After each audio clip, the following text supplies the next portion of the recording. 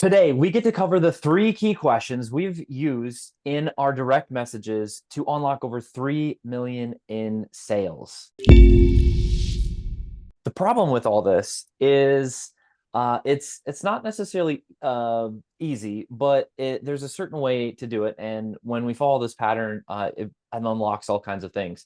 Part of the challenge and the problem that we face is that people not only are overwhelmed, but they're overloaded with data. There's tens of thousands. Most people, it's almost common knowledge at this point. We get tens of thousands of impressions of ads and different content just within less than a month.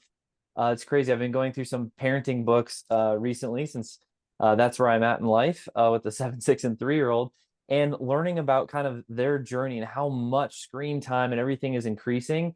It's completely overloading people. It's making it harder and harder to stand out and earn attention and direct people in a way that you can work with them and serve them and benefit them. And why are they going to trust you over all the other noise that's going on? This is a different environment that we really need to be mindful of and navigate in the marketplace. And so the promise is, with what we're covering today, you're going to see conversions increase. It was great to hear some of your wins earlier today of this, already taking effect with different methods. This framework will be equally as powerful, and very fortunately, this is one of the simpler, easy ones to follow as well. So all the traffic that you're looking to acquire and attain, right, to drive them towards your calls, towards your demos, or your workshop, or your website, or just engaging in conversation, this is what it's going to unlock for you.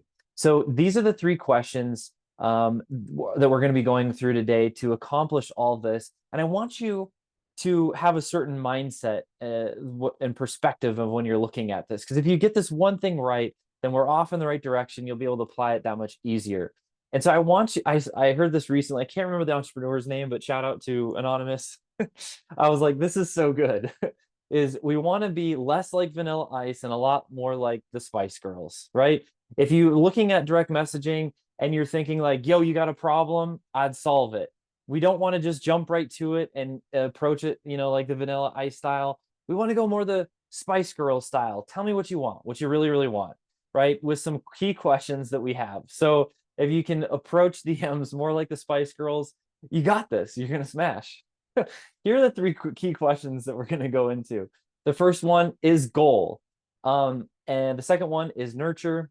And the third one is invite. Not only are there three key questions, but there's a certain order for these questions. And we're going to go through these together. And then I'm going to reveal why this order is so powerful. So goal, nurture, and invite. G, N, I are the three key questions, which is why we call this the Goonie method. GNI it's our way of reaching out to say, hey, you guys, this is how we want to approach people. This is typically how they like being approached. So the Goonie method of the three key questions, this is with the Spice Girl combination, is the money mix. You can see why this isn't, everyone doesn't know this. Have you ever heard anyone talk like this about DMs before? So here we go. This is why it'll be so key. Goal here. When we're forming together this goal question, here are some of the key components and ingredients to really nailing this question. First is, it's typically a positive question. We don't want to ask something that recalls somebody to reflect on something negative or painful. We want this to be positive. We also want to ask about what they're trying to achieve. So like future driven, goal driven, obviously being a goal question. Ask about what they are most focused on right now.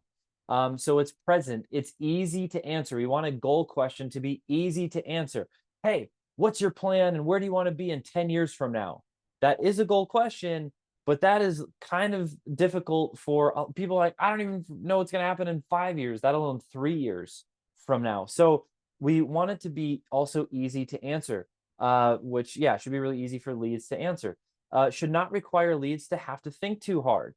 So it's not like this, not quite yes or no question. Sometimes it can be, but something simple like a one word or a few word type of response, teeing them up for an easy answer. Why is this?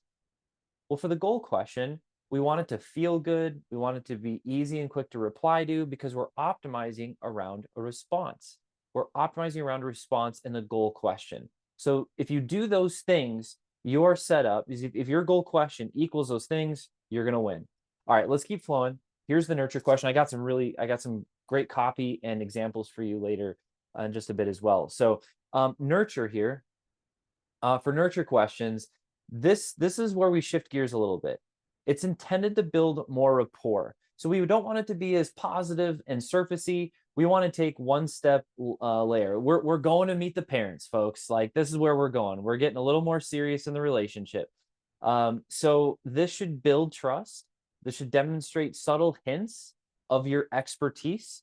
So it's letting them know, get to know you also a little bit. Chris, how do you all do that in a question? We'll show that to you in a bit, but they should, you're not being direct about it, but they're starting to kind of see that through your questioning. Maybe they go even review your profile because they become more intrigued. Ideally, this starts getting the prospect to share their struggles that they're currently having. So this is the nurture question should often lead into more pain or struggle that they're currently having as well. We want to transition the conversation in this direction. So it's designed to bring up one of the top 3 pain points your ideal prospect wrestles with. Ideally, you already know the top 3. And so you've either read or consumed content and research, or you've talked to personally one-on-one with your ideal customer, and you know what they're going to say because you've heard it over and over and over and over. You have all the reps. And so if you know the top 3, you want to ask questions that start getting the person to think about those topics, because there's a high probability that they're having that pain too, and that you can also help and serve them. All right, this is the nurture question done properly. You can see how different the goal question is from the nurture question. And now you're going to get to see how different the nurture question is from the invite question. Okay, to get the invite question nailed down, here are some of the key ingredients that you'll need to have. This is the solution. This is a confident question, a confident response. You're leading them down a path that you know the answers, you have the answers. They're buying into your confidence and your speed.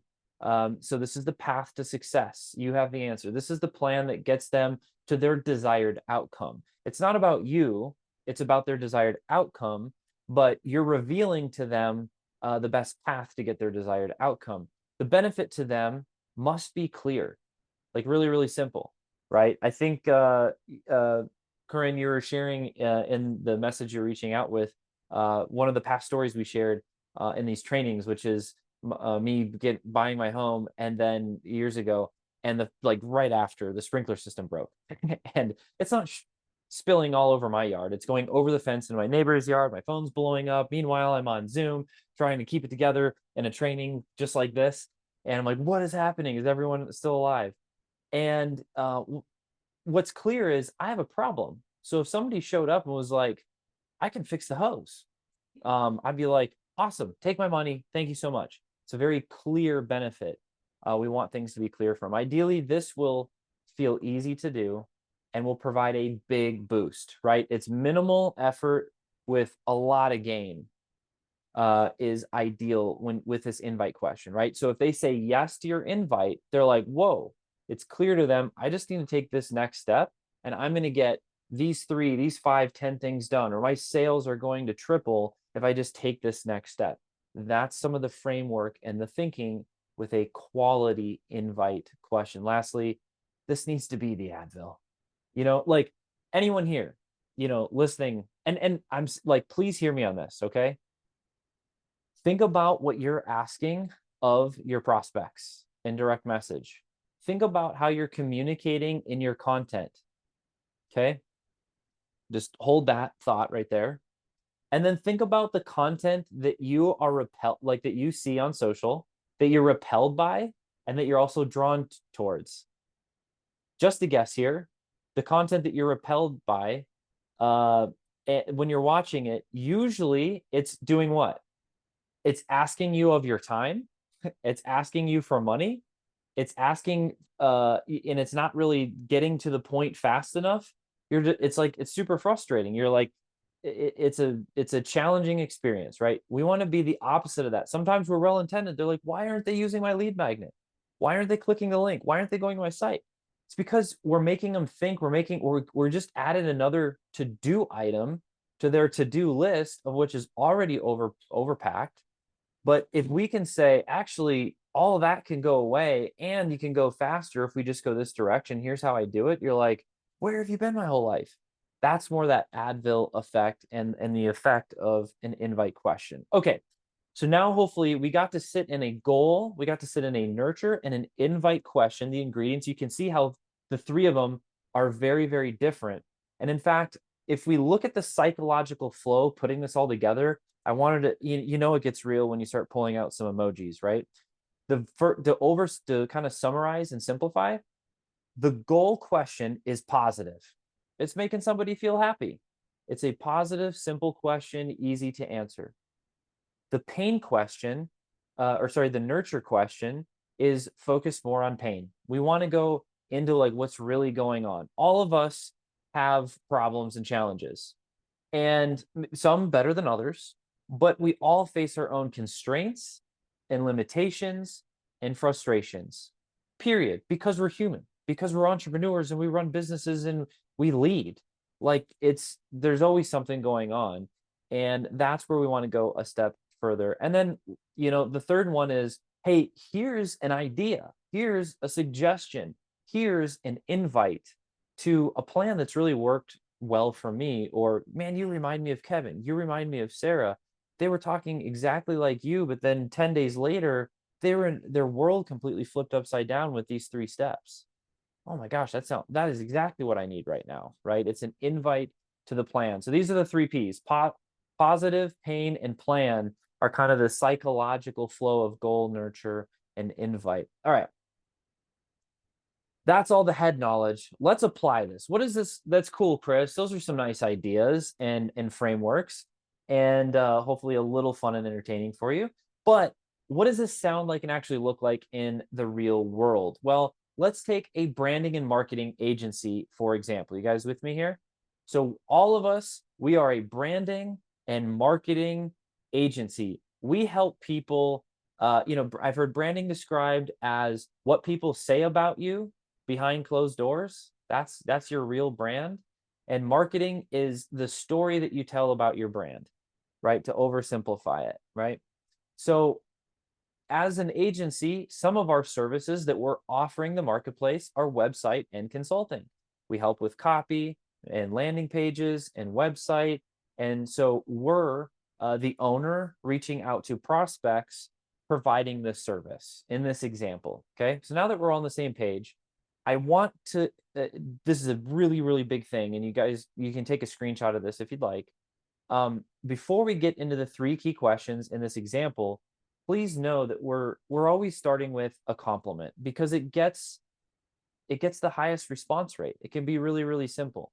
And one of the frameworks that has worked really well for us, notice, hey, I'll read through this and I'll share with you the powerful framework. This one is saying, hey, thanks for the connect.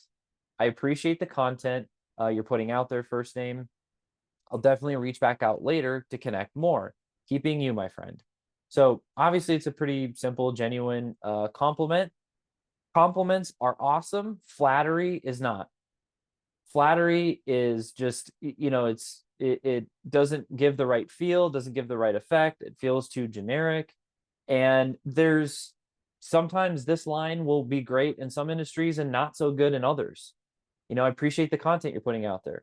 There's some industries where content isn't as big of their flow, but in branding and marketing, guess what? And you're talking to people about websites, content is everything. It's king, right? So it is very important to be mindful of who you're communicating to always, and making sure that it's not flattery, just some made up positive statement, but it is connected and genuine to who you're connecting to and why you're connecting with them. So that's just a little side point that's important. But generally, if you treat other people the way that you want to be treated, it solves about 99% of your problems. So in this case, we're saying, hey, I'll reach back out later. This gives them an opportunity to see this. It's a positive experience. They can reply and we can jump into conversation from there. Or maybe they don't reply and it gives us an excuse to follow up with them because that's what we promised. I'll definitely reach back out later. We're promising them that we're going to do that. So most people think what? No, you won't. You're going to forget. You're not going to remember to reach back out. Au contraire. Not with FlowChat. We will remember 100% of the time. So now we can get into the 3 questions that follow the opening statement. So you guys can use a compliment like this. Please modify to fit who you're speaking with to make sure it connects to them. And then we're going to go into the goal, nurture, and invite sequence. All right. So this is what a goal question could look like as a branding and marketing agency. It could be something like this. It looks like you were very thoughtful about your brand. What inspired the name of your company? It's a positive thing. It's easy to answer. They're thinking about their company. They know the name. They know why they ask any parent, about the name of their kid. Ask any entrepreneur about the name of their company that they, especially for founders, right? It's an easy answer or question to reply to. And it looks, notice in the first statement though, it looks like you were very thoughtful about your brand. It's another compliment. And obviously if thoughtful's a pretty safe statement. Thoughtful can mean a variety of things. If you go fantastic or amazing, sometimes that can be cool on like Instagram. But other times that can just feel a little flattery-ish. But thoughtful can be cover a wide base of people and still be a positive thing. And so we're also bringing a brand because that's where we want to take the conversation. You guys with me here? We're a branding marketing agency. Compliment with brand being brought up to guide the conversation. And, hey, we're always ending in a question. Okay. All right, cool. That's the goal. So positive, easy answer. Nurture. We want to go a step further. We want this to be a little bit, we want to find the struggles and the pain. So maybe something like this. They reply with, here's what inspired me about my company name. Oh, that's awesome. I was curious, so I had my team run your website and digital presence through our brand breakdown process, normally $500. Want to know how you scored? So it's continuing to pursue what they're doing. It's not talking about who we are or what we do. It's already kind of displaying some value. Hey, I was just kind of curious and liked your brand, what was going on. So we just kind of did this on our own accord. Want to see how it turned out. We're kind of prepping layers deeper of about their business and what they're actually struggling with, because now we have the brand breakdown. Now, check this out. There's a little asterisk here. We can apply this in multiple different ways. We've done this over and over again. Alex P is another example that I'm thinking of. But Chris, if I say something like that, I have to go do a brand breakdown for every single person. No, absolutely you do not. You only have to do it for the people that reply. Because if people never reply, then they're never going to see this and you're never going to talk about it anyway. Absolutely. Do not waste your time doing these until you get a reply. And you've already curated these people and you already have some type of process or lead magnet that you can benefit them and serve them at scale. And if you have questions around that, we can help you craft some of those. And when that's in place, you're going to end up doing that process on the call or through their customer journey anyway. This just allows you to talk about it and add some value a little bit sooner in the customer journey. Okay. So, they reply, they say, yeah, I want to know how we scored. It's like, cool. You scored decent, not awesome, not great, decent, 6 out of 10. It's very measured. Well, what does 6 out of 10 mean? Doesn't matter. It's 6 out of 10. But there's 2 easy things that can be tweaked to get you to 9 out of 10. 2 easy things to get you to almost 10 out of 10. We don't want to claim 10, perfect, right? But almost perfect. Would you be opposed to hopping on a quick call to discuss them? We're inviting them to a call. Is it clear what we're going to be talking about on that call? The 2 easy things, absolutely. And well, why do I even want to talk about the 2 easy things? Because it's going to help me get my brand and my website from a 6 out of 10 to a 9 out of 10. They don't know who we are or exactly what we do, but if they're curious, they're going to go to our profiles and look at our profiles and educate themselves. But in 3 questions, we have clearly communicated why it makes sense for them to engage with us. You guys with me on this? How many questions have you been asked in direct message environment that are so unfocused and they're horrendous questions? Hey, how are you? Who are you? What do you, how I'm there's so many things going on right now. Why am I going to take time to just go, oh, I'm good? What are we doing here? Why are you asking me this? Why am I even taking time to reply or respond like this? Nothing's being so much frustration. And that's just like the simple one. Sometimes people are really direct and you're just like, it's frustrating and annoying. But if it's thoughtful and you have and you have really powerful frameworks and you follow the psychological pattern that every sales process, well, quality sales process has followed for over 100 years, yeah, of course you're going to win, right? It's going to be connected and it's going to feel natural time and time again. We have people jump on calls. Maybe this is some of your guys' exact experiences too. They're like, normally I never respond to these messages. Yet for some reason, I responded to yours. It's because of it's the feel, the approach. It's meeting people where they're at and just only going to the next step and then letting them naturally follow the customer journey. That's why. But number one, need to be aware of the customer journey. And then number two, know how to execute the language and the words for your specific business and sales process. Here's some results that we'll cover in just a second, but I want to share just one other short story with you because it happened recently. And Mishi, you're on the call. Mishi, shout out for him, and working with the team. They were reaching out to a larger influencer, like, millions of subscribers and followers, like that kind of thing. Just got a response in direct message and got through all the no's. Even on the call, he replied and said, well, let your team know they did a great job. They got by all of our normal no's and guards that we have in place to not have these type of calls. But their interest was there. The value was clear and it was easy for them to follow and go through the process. So, we do this over and over and over again. So I know you guys will have fun with it and benefit from it too. And take a screenshot, because this is roughly what this is what success looks like. If you're within these ranges, this is how you measure success. Look in the beginning here where it has response rate. These are the 4 key KPIs. And you can modify these slightly, the words slightly based on the funnel or the conversation you're having.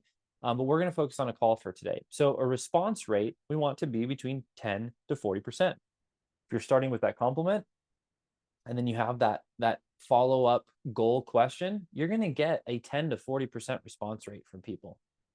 And if you are, some people, it's so painful. They're like, I'm only getting like 15, 20%, 2 out of 10 people responding. Like, it's not working. What? No, you have like a 7-figure message right there. But there's so much built-in failure in prospecting, in sports, a lot of times in life, that people don't recognize what success actually looks like to trust the process. So these numbers break all that down. They give you permission to be like, heck yeah, I'm winning and I know it. And then the next step here is a 20 to 50% response rate. So once people are responding, we want to invite them into the next step, and we want 20 to 50% of them to say yes to that next step. In this case, it's a call. And so for all in this case, 85 people that said yes to the call, we want them to actually show up to the call. And so we're looking for about a 70 to 90% show rate. So that'd be about 75 people. And this is usually cold to sold traffic.